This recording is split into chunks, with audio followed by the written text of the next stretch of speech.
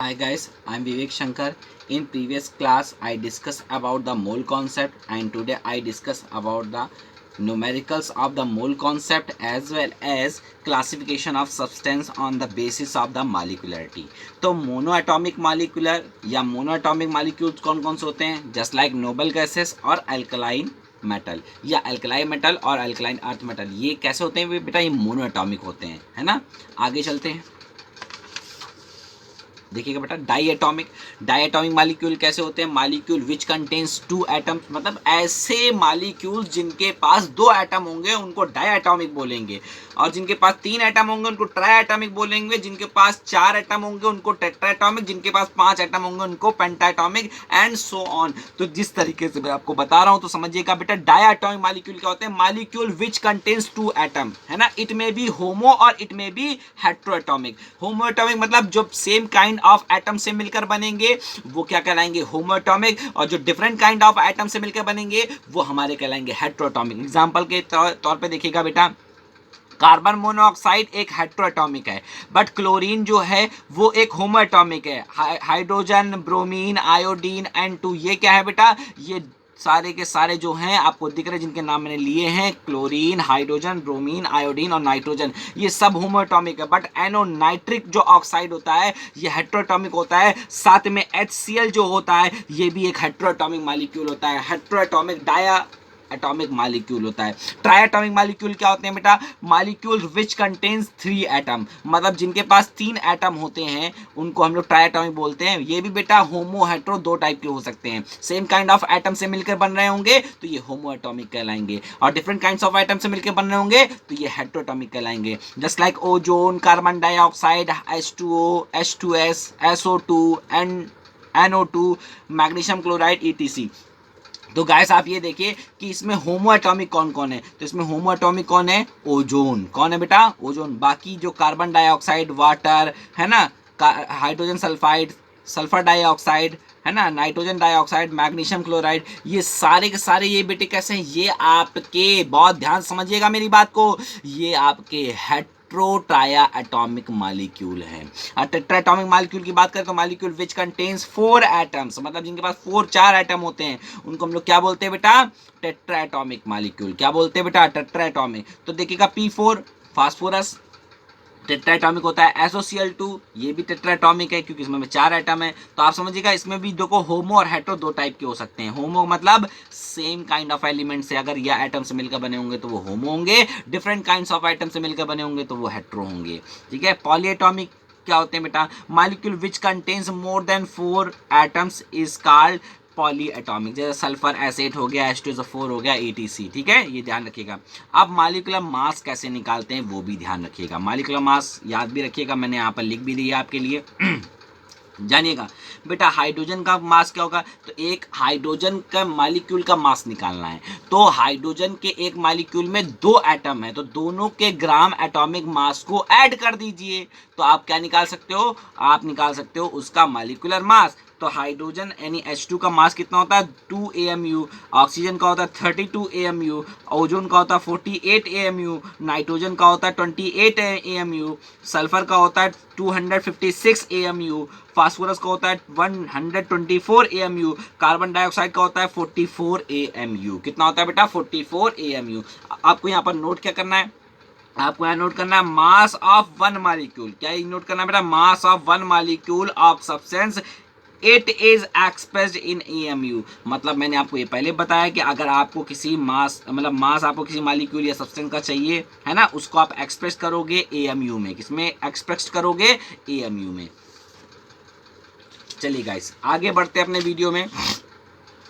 ये वीडियो मेरा बहुत इंपॉर्टेंट है, ये आपको काफ़ी चीज़ें सिखाएगा और एक एक चीज़ें के बारे में यहाँ पर ये आपसे डिस्कस भी करेगा और आपको काफ़ी चीज़ें ये यहाँ पर सॉल्व भी कराएगा, क्योंकि इसी वीडियो में मैं आपको एक वर्कशीट देने वाला हूँ। साथ ही साथ आपके सामने लाइव मैं आपके साथ क्वेश्चन को सॉल्व करना सिखाऊंगा, आपको कैसे करते हैं। बट उससे पहले कुछ मेरी शॉर्ट ट्रिक्स वगैरह आपको लेनी पड़ेगी, उसको कहीं ना कहीं लिखना पड़ेगा। जैसा मेरा वीडियो आपको दिख रहा है सेम अपनी कॉपी में भी इसी तरह लिखिएगा ताकि आपको पढ़ते समय कोई भी प्रॉब्लम ना हो। ठीक है।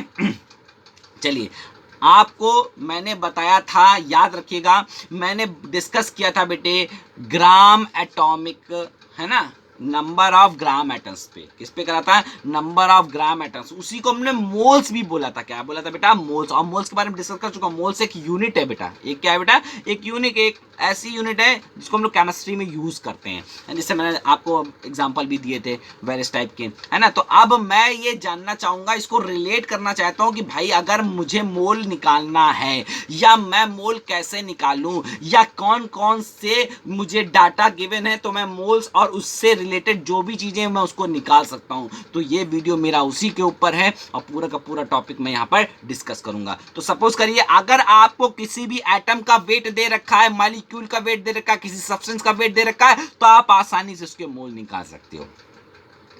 किस किस किस फार्मूले को लगा के? क्योंकि मोल जो होता है वो n equal to W by M होता है। याद करिएगा, मैंने आपको बताया था n जो है वो मोल को रिप्रेजेंट कर रहा है, w weight of the given, है ना, given weight of the sample upon molar mass of the sample और atomic mass of the sample. आप क्या करिए, अगर वेट दिया तो मोल्स निकाल सकते हो, और मोल्स दिया तो मॉलिक्यूल। कुछ नहीं करना है आपको, अगर मोल पता चल जाए तो Na का मल्टीप्लाई करा दीजिए, आपको आसानी से मॉलिक्यूल मिल जाएंगे। अगर आपको मॉलिक्यूल पता दिया गया है और आपसे पूछा जा रहा है कि एटम्स निकाल दीजिए, तो मॉलिक्यूल्स को उसके एटॉमिसिटी से मल्टीप्लाई करा दीजिए, आपको नंबर ऑफ एटम्स मिल जाएंगे बेटे। आपको क्या मिल जाएंगे? Number of atom. अगर आपको एटम दे रखा है तो आप मॉलिक्यूल्स निकाल सकते हैं, मॉलिक्यूल दे रखा है तो मोल निकाल सकते हैं, मोल दे रखा है तो वेट निकाल सकते हैं। तो फाइनली आपको अगर वेट दे दूं और एटम पूछ लूं, एटम दे दूं और वेट पूछ लूं, तो इसका रिलेशन मत भूलना। क्योंकि अगर वेट दिया है तो तुम्हें पहले मोल पे जाना पड़ेगा, मोल के बाद तुम मॉलिक्यूल पे जाओगे, मॉलिक्यूल के बाद तुम एटम्स पे जाओगे। ध्यान रखना बेटा, अगर एटम्स दिया गया है और वेट पूछ रहा है तो पहले मॉलिक्यूल्स पे आओगे, फिर मोल्स पे आओगे, फिर वेट पे आओगे। इस तरह से स्टेप बाय स्टेप आप क्या करोगे? इस प्रॉब्लम को सॉल्व करोगे। क्या करोगे? प्रॉब्लम को सॉल्व करोगे। चलिए बिना कोई देरी करे हुए हम प्रॉब्लम्स को सॉल्व करना भी स्टार्ट करते हैं। चलिए बेटा पहला क्वेश्चन क्या है? बोल रहा है calculate the moles in the following. क्या बोल रहा है? आपको मोल्स निकालने जो नीचे दिए गए हैं। बोल रहा है 9 ग्राम ऑफ वाटर। क्या बोल रहा है बेटा? 9 gram of water. 9 gram of water में के कितने मोल होंगे? तो आपको मैंने बताया था मोल का फॉर्मूला होता है n is equal to W by M होता है। तो आपको पता है W क्या गिवन है बेटा? 9 ग्राम। वाटर का मोलर मास कितना होता है? वाटर का मोलर मास देखिए कितना होगा। वाटर का मतलब ऑक्सीजन का होता है 16, हाइड्रोजन का होता है 1, तो हाइड्रोजन 2 है तो 16 प्लस 2 18। इट मीन्स दैट 9 1 जा 9, 9 2 जा 18। इट मीन्स दैट कितना आ गया बेटा? 1/2।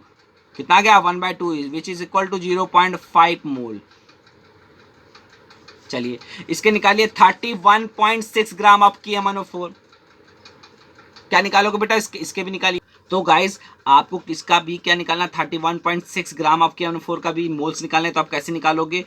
n is equal to W by M. तो आप बताइए इसका कितना दे रखा है? 31.6 गिवन वेट है। इसका मोलर मास होता है 158, है ना गाइस। तो आप क्या करोगे? इसको डिवाइड करिए तो आ जाएगा 1/5 मोल्स। इसी तरीके से आप इसका निकालिए 12.8 मिलीग्राम ऑफ SO2। किसका निकालना है? n is equal to W by M. तो मिलीग्राम में दे रखा है तो बेटा इसको ग्राम में चेंज कर। तो ग्राम में कैसे चेंज करोगे? तो 10⁻³ से मल्टीप्लाई करा दीजिए। तो 12.8 इंटू 10⁻³ डिवाइडेड बाय SO2 का मोलर मास कितना होता है बेटा? SO2 का मोलर मास होता है बेटा 64। कितना होता है बेटा? 64 होता है। डिवाइड कर दीजिए बेटा। डिवाइड करोगे तो कितना आने वाला है बेटे? 2 टाइम्स में बेटा जाने वाला है ना। 2 टाइम्स में बेटा जब जाएगा तो कितना बचेगा बेटा? ये ध्यान देना बेटा, कितना बचने वाला है ये यहाँ पर? ये बेटे आ जाएगा बेटा आपका 2 इंटू 10⁻⁻4। कितना आ जाएगा? 2 इंटू 10⁻⁻4। That's your answer. ये आपका मोल निकल के आया बेटा। इसका निकालिए 8 माइक्रोग्राम ऑफ मीथेन। तो n is equal to W by M. याद रखिएगा फॉर्मूला बेटा, 8 माइक्रोग्राम है तो क्या करोगे? 8 इंटू 10⁻⁻6 डिवाइडेड बाय इसका कितना होता है बेटा? मीथेन का कार्बन का 12 और 4 16 यानी 16 होता है। तो ये हो जाएगा बेटा 1/2 इंटू 10⁻⁻6 मोल बेटे। आप इसका निकालिए बेटा 29.4 ग्राम ऑफ K2Cr2O7। तो सेम बेटा इसके लिए भी आप वैसे करोगे W/m इज इक्वल टू बेटा क्या करोगे बेटा, क्या करोगे बेटा, सबसे पहले इनका वेट निकालो। गिवन वेट कितना है बेटा 29.4, इसका मोलर मास कितना होता है 29.4 यानी 294। जब इसको सॉल्व करोगे बेटा तो कितना आने वाला है, इसका आने वाला 1/10। कितना आने वाला है 1/10 है ना, 1/10 मोल। ऐसे ही इसका निकाल लीजिए है ना। तो ये दे रखा 63 डिवाइडेड बाय इसका मोलर मास से डिवाइड कर दीजिए।